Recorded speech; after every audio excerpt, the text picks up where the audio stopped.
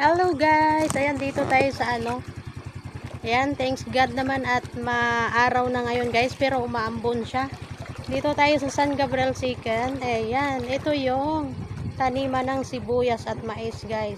Maladagat na po yung itsura. Ayan, pray po natin guys na hindi na tataas yung baha at hindi na tayo aabutin sa sa bahay natin guys.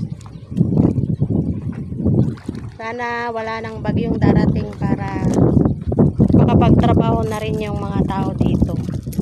Dito tayo sa San Gabriel Sican. Ayun yung mga ginagamit ng guys. Nagbabangka, kumukuha sila ng isda. Malawak po, ayan. Mataas yung baha ngayon guys. Bali, pangatlong baha na po dito guys sa San Gabriel Sican. Kaya hindi pa po makapagtanim yung mga tao dito guys ng sibuyas or mais. Dahil po sa bagyo, ayan, walang tigil na ulan, halos araw-araw ang ulan. Dito sa lugar, dito sa Pangasinan, San Gabriel Sican. Hanap din tayo guys. Maganda po yung araw ngayon, maambon siya. Uminit na po.